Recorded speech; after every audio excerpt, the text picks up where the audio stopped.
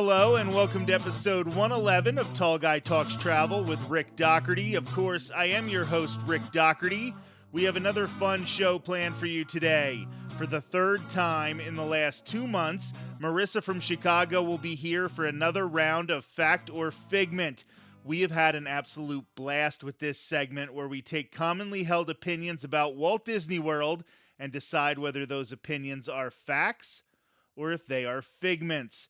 At some point, our West Coast expert, Sarah Says from Seattle, will do the same thing for Disneyland and Disney's California Adventure. Before Marissa joins us, the Sarah Enigma will be here to talk about our fundraising drive to purchase basketballs and soccer balls to donate to Boys and Girls Club locations in the Orlando area. To donate, please pick up a $20 gift card to Five Below or Dick's Sporting Goods and send it to Orlando Ball Drop 1971 at gmail.com by March 27th.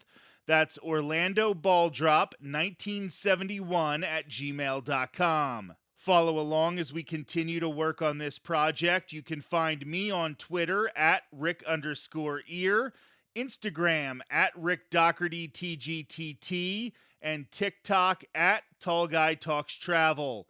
We would also appreciate it if you would subscribe to the Tall Guy Talks Travel with Rick Doherty YouTube channel. Starting tomorrow, you will see plenty of vlogs of me trying different St. Patrick's Day items at Walt Disney World.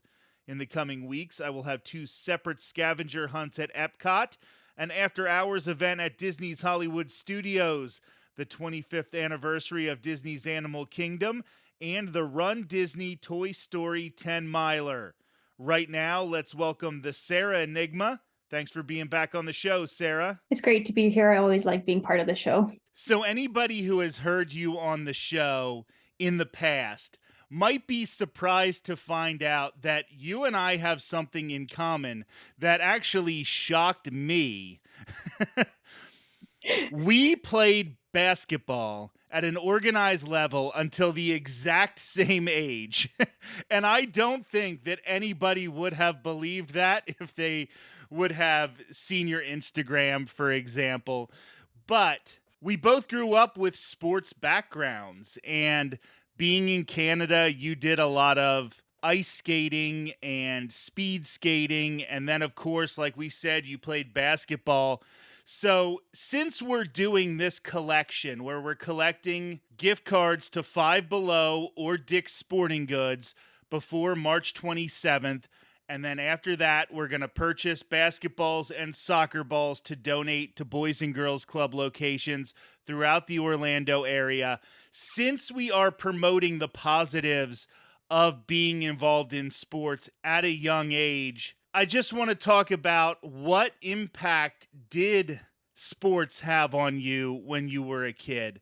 As you deal now with different health issues that we'll talk about in just a second, do you feel that having that healthy background has been a positive for you as you deal with some of your issues now? Oh, absolutely. I loved playing sports from when I was a tiny little tot picking dandelions while playing soccer, playing in scare quotes, all the way up to playing basketball. I think what I really loved about it was the discipline and the structure, but also the team spirit that together you can build something and together you can win, but you can also lose, and you get to do that together. You're not alone.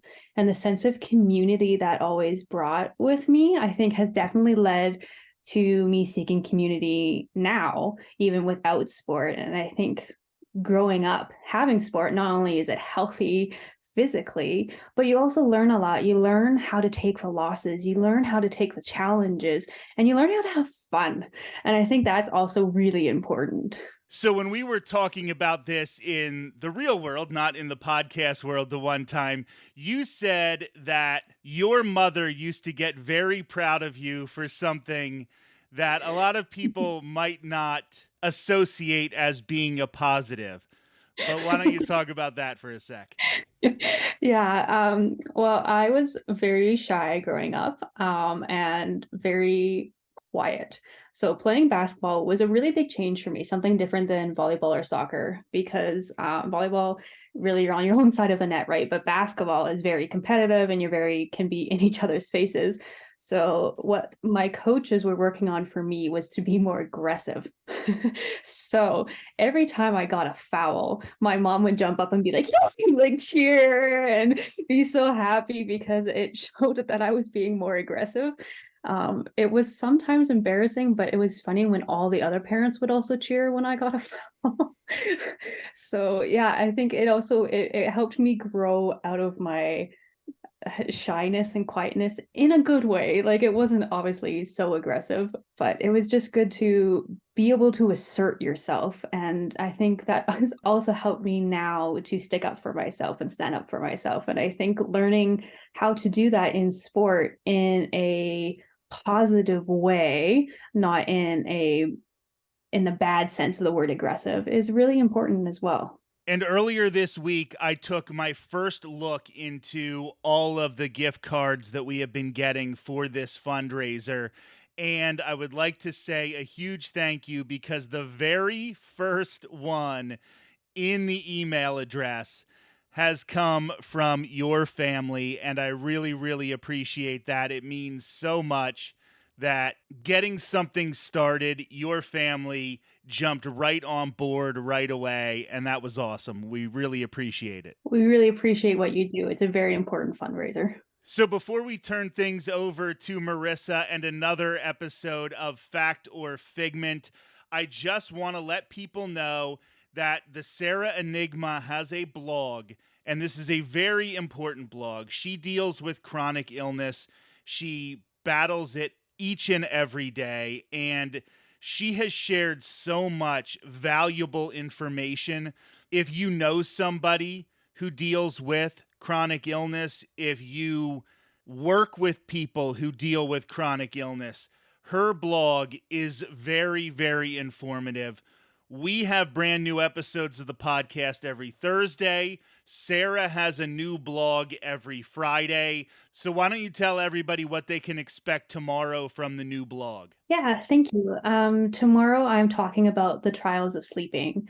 So particularly for people with chronic pain as part of their chronic illness, going to sleep can be very taxing and actually take a lot of energy, from finding the correct pillows to finding the correct pajamas. And it actually is quite a chore. And I won't say more because otherwise I'll just tell you the whole thing. But thank you for promoting it. And as you thanked me for the fundraiser, I want to thank you because I have seen such an increase in readership and I'm so happy with that. So thank you very much, Rick. So you can find her blog by going to Instagram at the Sarah Enigma, and she has her link tree. You can find past episodes of this podcast where she has appeared, but you can also find her blog. It would mean the world to all of us if you would just take a couple minutes and give it a read. She is an awesome person who is doing great work. Sarah, thank you so much for being here again. Thank you so much, Rick. Once again, I'm asking that you pick up a $20 gift card to Five Below or Dick's Sporting Goods and send it to Orlando Ball Drop 1971 at gmail.com by March 27th. That's Orlando Ball Drop 1971 at gmail.com. That last week of March, we'll purchase as many basketballs and soccer balls as possible and distribute them to Boys and Girls Club locations in the Orlando area. I have been so happy with how much support we've gotten to this point, but I expect us to have a lot more by the 27th. Let's help some kids. It's time to return to our favorite news segment of Fact or Figment. Marissa from Chicago, thanks for joining us. Hello, hello. Fact or Figment. When Tron Light Cycle Run opens at Magic Kingdom, Space Mountain should go down for a thorough refurbishment. Oh, this is a fact for me. Please retrack that ride. Oh my goodness. I love it. My back does not. I think that it is such a great ride, and it really needs a refurb. But they haven't really been able to do anything thorough to it because it is such a premier attraction at Magic Kingdom. Put Tron up, get that operating, and just Give Space Mountain the attention that it deserves. I recently went to an after hours event at Magic Kingdom, and I went with my mother, and my mother was like, let's ride Space Mountain. Let's ride Space Mountain. I'm like, it's midnight and I've been walking around all day. Like, I'm already sore. And now you want me to put my back through that? Like, I'm not doing it. Did she get to ride it? She could have if she wanted, but she decided not to do it. Listen, there were free Mickey bars and free sodas. So about 12:15, that became the entire purpose of the party. Fact or figment? The majority of guests will be happy with Tiana's Bayou Adventure replacing Splash Mountain. Fact. I think that a lot of Disney people who are really entrenched in Disney have this disillusionment that people are going to hate Tiana and hate that the ride got changed. Most Disney fans don't care. Most Disney fans want to ride a fun ride, and they're excited to ride something that's from a movie they recognize with a princess that they love. They don't have an issue with it. This is a totally weirdly manufactured issue by a subset of people who just want to be angry. I have a lot of friends who like Disney, not to the degree I do. I know I've mentioned it before. Every single one of them who I've mentioned this ride theme to, or re-theme to, has had some variation of the response of, oh, that's awesome. When will it open? It's mind-boggling that people think that this ride won't be well received. If you just look at Maelstrom in the Norway Pavilion and when it became Frozen Ever After, and the difference between it being a walk-on all day long and now it's hour waits, hour and a half waits, 2-hour waits. Forget any conversations about politics or the source material for Splash Mountain. Nobody gets to see that. People actually get to see The Princess and the Frog. As of right now, the last hand-drawn animated Disney movie to be released, a very popular Disney movie, a very popular princess, somebody telling me that a movie that came out almost 100 years ago and hasn't been seen by anybody really in 60 years is going to be more popular than Tiana, who you see all over the parks all the time, and you see little girls wearing her dresses. You see sometimes little boys, I would assume, as well. She's so popular. And to think that this wouldn't be accepted, it is 100% fact that this is a great move by Disney. Fact or figment? The Park Pass reservation system is the worst change to come to Walt Disney World since the pandemic. That is a figment to me. While, I mean, the way I travel, I'm out of state, so I come to Disney for planned trips. So I don't really have the issue of, wanting to go to the parks on a spontaneous day randomly and not getting a reservation. But I've never had any issues getting reservations. I've changed my reservations same day when I've decided I wanted to go to a different park, and it's never been an issue. And I travel during busy times. I make a lot of trips during run weekends where it's packed, and I've still been able to change my reservation on certain days.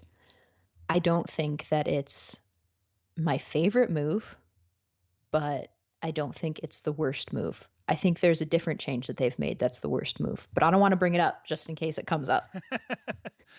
So I'm going to say this is a figment as well. I actually kind of like the Park Pass reservation system, and I know that this is not popular. But for example, I like to make a May the 4th reservation a few months before. I have a reservation for the 25th anniversary of Animal Kingdom. It's just sitting there in my My Disney experience right now, so I don't have to get up at 3 o'clock in the morning to make sure that I get there before the park fills. You know that you're going to have your spot in the park, and maybe I go moseying in on May 4th at noon to Disney's Hollywood Studios, and then I can stay until the park closes and see Galaxy's Edge at night and watch all the people doing their lightsaber pictures or whatever. The only time I was hurt personally by the Park Pass reservation system was the 50th anniversary. Just the way my annual pass renewal was scheduled, by the time I did renew my pass for the following year, all of the reservations were gone for the 50th. But what did I do? I made a dining reservation for breakfast at Cape May Cafe. I had some Mickey waffles on the 50th anniversary, and nobody punched me in the Emporium. So I'm still chalking that up as a win. I don't hate the Park Pass reservation system. Fact or Figment? The France Pavilion is the best pavilion in Epcot's World Showcase. Ooh, that's a fun one. Huh. I will say fact. I don't think it's my personal favorite pavilion, but it's got the Ratatouille ride, which is hugely popular. It's got crepes, which people love. It's actually a really nice area back there. It's got new bathrooms. That's always a plus. I think that it's a really well-designed pavilion with a lot of entertainment. You've got shops, you've got restaurants, you've got, well, what was the France show and is now Beauty and the Beast most of the time. But hey, a lot of people love that too. I think it's nice. So I definitely think this is a fact. You have Remy's Ratatouille Adventure, which is a very popular new ride, but is also far enough back away from the main part of the pavilion that it doesn't crowd the pavilion like Frozen Ever After crowds the Norway Pavilion. Then you have that new crepe restaurant.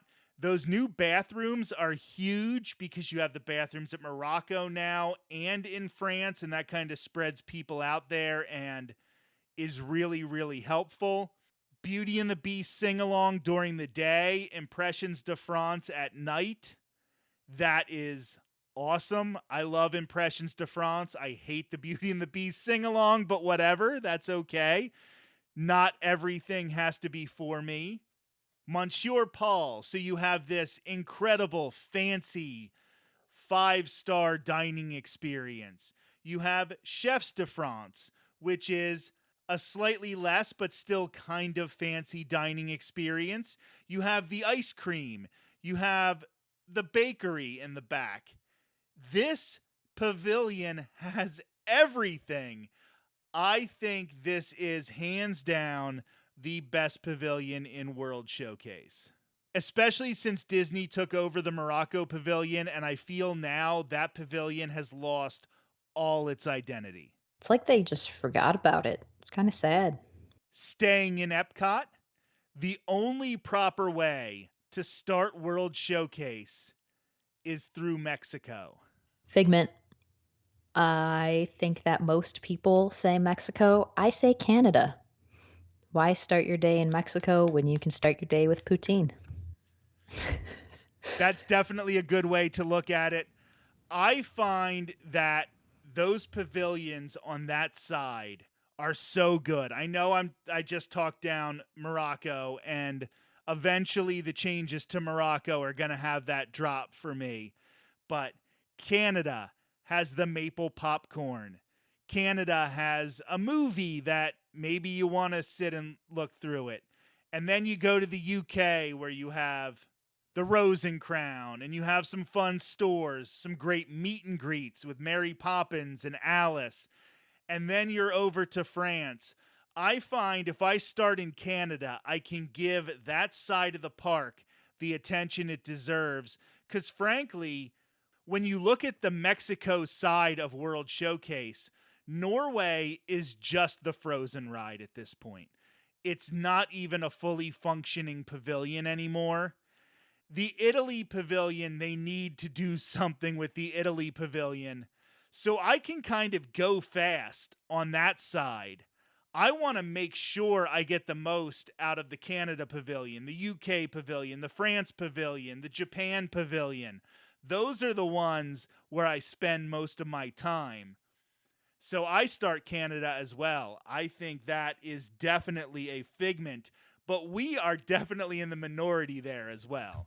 We are. But you know what? I hope it stays that way because one of the pluses to starting in Canada is you have so many fewer crowds. There's so many fewer people starting in Canada that you get a nice little less hectic start to your day. Whereas if you're in Mexico, you are jostling right off the bat. And of course, the real correct answer is to stay at Boardwalk and come through International Gateway and start at France. Fact or Figment, the worst casualty of the pandemic rollback was the Mary Poppins attraction in Epcot. Before you answer, I just want to say I tried my best to not have that diminish the pandemic and how I worded that. So I wanted to say casualty of the pandemic rollback. I hope that was not insensitive. I really worked hard in that phrasing. So, Marissa, big Mary Poppins fan. Was that the biggest missed opportunity for something we were expecting to get and now it doesn't look like we're getting it? I might shock you with this, but I'm saying Figment. I gotta be honest, once I really looked at that concept art and I saw it was Mary Poppins Returns themed, um, that really changed my opinion on it. I I'm sorry, but if it was Mary Poppins Return themed, good riddance. We didn't need it anyway, and I wish they would have kept the Spaceship Earth refurb. We should do a live stream sometime where it's just you watching Mary Poppins Returns and commenting on why you don't like it so much. That would be so much fun, and also people would get so mad.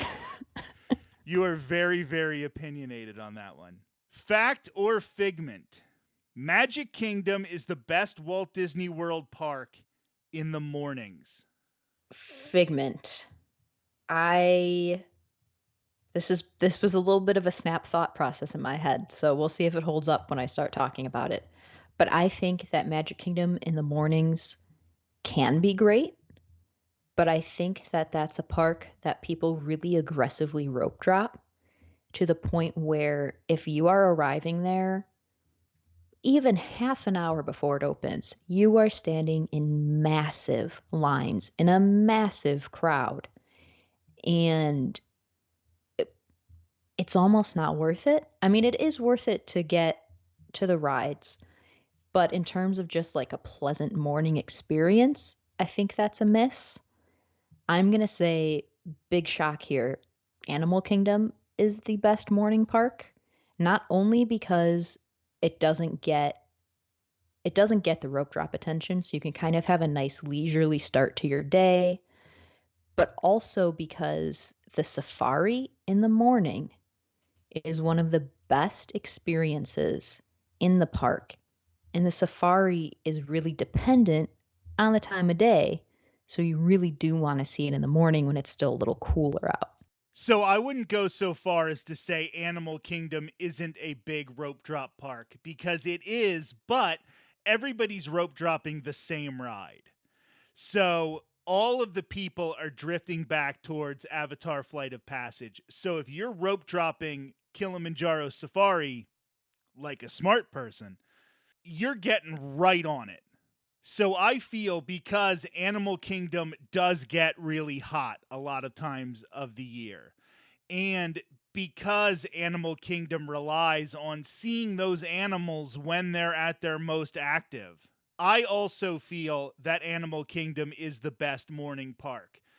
Not to mention the fact that Animal Kingdom now closes at like 7 or 8 every day, so you basically have to get there at rope drop just to experience some of it. But I think you can understand the reason why I would say Magic Kingdom is in the running, because people want to start their vacation seeing the castle. You get that entrance show. You get to get a coffee at the Starbucks on Main Street, or if you're really in the know, you get a Joffrey's coffee. And It can be magical, but I think that Animal Kingdom takes a lot of that pressure unless you're rope dropping Flight of Passage, and then it's a death sport like all the other parks.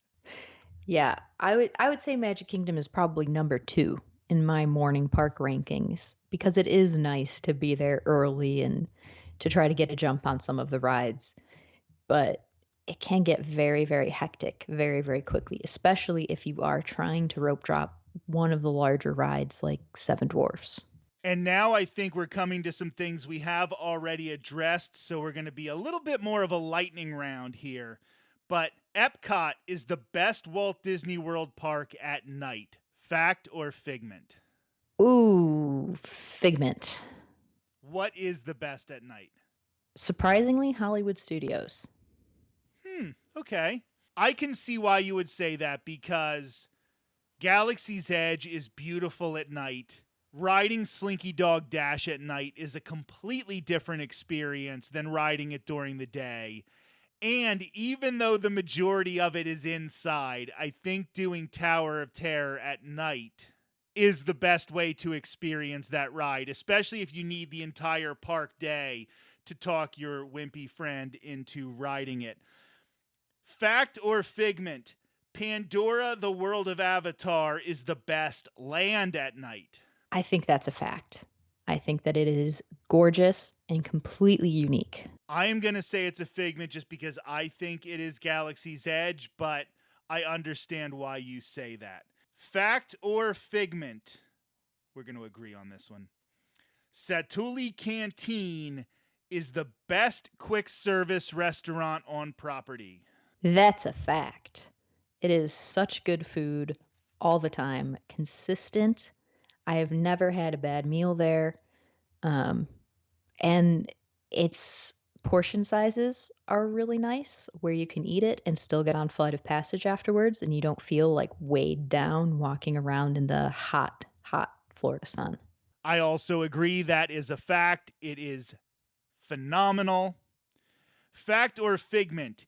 It is impossible to experience a lot of rides without buying Genie Plus. I think that's a figment. I think if you strategize, you can hit a lot of rides and really get your day's worth without spending the money on Genie Plus. I've certainly done it before. I've done it during crowded times. I think that it requires a lot of planning. So you have to be willing to do that. If you want to play your day a little more freely, then I think that you're going to need Genie Plus. But I also think there's a lot of planning that goes into how you're going to use Genie Plus. So I'll definitely say that this is a figment. I don't recommend it to people. I just don't recommend buying Genie Plus. And I still think you can have a great day at the theme parks. And then the last one, I'm going to just tee you up. This is going to be like volleyball, and I'm just going to set you up with the perfect one to end this conversation. Marissa, fact or figment? Fantasmic is the best nighttime spectacular at Walt Disney World. That's a fact. Fantasmic is so good. It is such a great little story about the power of imagination and believing in yourself. It has fireworks. It has projections. It has actual characters in costume. It has everything you could want from a nighttime spectacular. And if you haven't seen it, I know that Marissa has given up some time. She has been very, very busy lately. So she was kind enough to give us a bunch of time here to record a couple episodes of the podcast. And I am not going to argue with her on Fantasmic because that would just be cruel at this point. Marissa, thank you so much for joining us. As always, such a pleasure. thank you so much for having me. This is always so much fun. This has been episode 111 of Tall Guy Talks Travel with Rick Doherty. Don't forget those $20 Five Below or Dick's Sporting Goods gift cards to send to Orlando Ball Drop 1971 at gmail.com by March 27th. And thank you to all of you who have already donated. As I hinted at earlier, this episode is going live the day before St. Patrick's Day. There's already so much going on, but I just wanted to take a moment to mention that this is the first St. Patrick's Day following my pilgrimage on Ireland's National Famine Way back in June. We talk so much about Disney and Universal. However, there are so many places to visit throughout the world. Seeing the land of my ancestors gave me an entirely new outlook on life, walking the path that was walked by so many starving Irish people in the 19th century made me grateful for those back in my family tree who left the most beautiful land in the world for a chance to simply survive. I also got to meet the people of modern-day Ireland. Never have I encountered a more generous, caring, or welcoming group of people. They made me feel at home despite the century and a half my family has spent in the United States. I stayed in a hotel where George Bernard Shaw lived, walked a park where Oscar Wilde strolled while going over his next masterpiece in his mind, drank an alcohol-free Guinness in the pub where Michael Collins' men secretly received the sacraments after being excommunicated during the Irish War for Independence, and woke up on the morning of my birthday with the River Liffey out the window of my bed and breakfast. This show is about travel and community. I felt that I needed to share that this week. We will be back next Thursday when our good friend Sarah Says returns to the show to finish her conversation about what needs to be done to fix Tomorrowland in both Magic Kingdom and Disneyland. We started the conversation earlier this month, but we have so much more to say on the subject. Until then, have a great week.